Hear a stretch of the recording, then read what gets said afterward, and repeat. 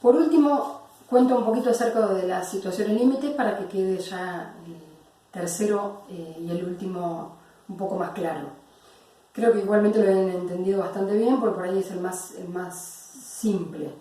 De hecho, la misma palabra lo dice, situación límite, ¿sí? Aquellos momentos donde nos encontramos, generalmente nos encontramos que no sabemos qué hacer, que no podemos hacer nada ante eso. En realidad, precisamente se definen así, las situaciones límites, como aquellas situaciones que el hombre no puede evitar.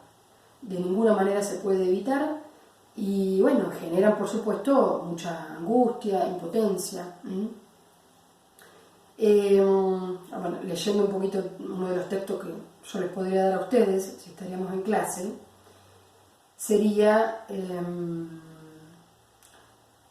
bueno, lo siguiente: otras circunstancias que generan hechos que nos afectan dramáticamente y que nos inducen a preguntarnos por qué la vida es así, o también qué sentido tiene este hecho en nuestra vida. Bueno, son ejemplos claros de situaciones límites, como la muerte de un ser querido, de alguien joven, el padecimiento de graves dolencias, enfermedades, bueno, en personas incluso a veces de por vida, enfermedades crónicas, por ejemplo, también. Lo cierto es que ninguno de nosotros puede escapar a este tipo de reflexión, porque es, hasta donde podemos ver, esencial a todo el ser humano.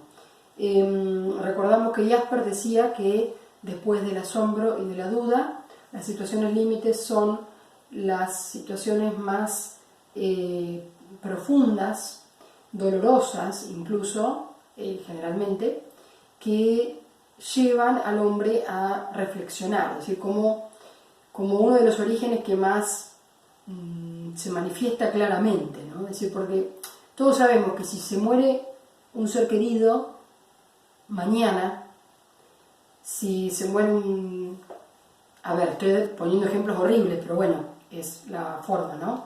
Se muere un conocido, un chico conocido, amigo, joven, bueno, o nos enteramos de una enfermedad también de un familiar o de un niño. Son cosas terribles, y que nos van a movilizar, nos van a mover o nos van a sacudir, que sería la palabra en este caso, de una forma tan fuerte que llevan automáticamente a chocarnos contra una pared, de una forma simbólica, en el sentido de preguntarnos por qué. ¿Por qué? ¿Por qué a todo? ¿Por qué en el sentido de la injusticia? ¿Por qué le toca a esa persona? ¿Por qué, si existe Dios, punto suspensivo, pasa tal y tal cosa? El gran por qué, el gran para qué, y el gran qué sentido tiene todo esto, qué sentido tiene la vida.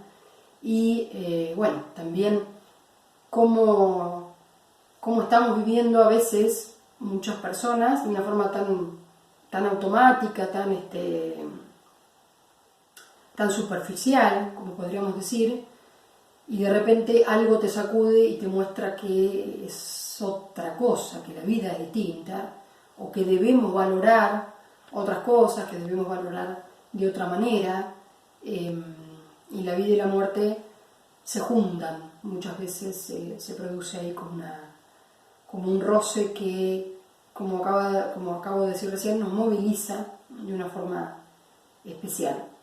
Vuelvo a lo mismo que decía antes, todos ustedes podrán poner ejemplos de esto de una manera más fácil, y ahí pueden ver en la actividad 3 que tenían que hacer ejemplos y completarlo.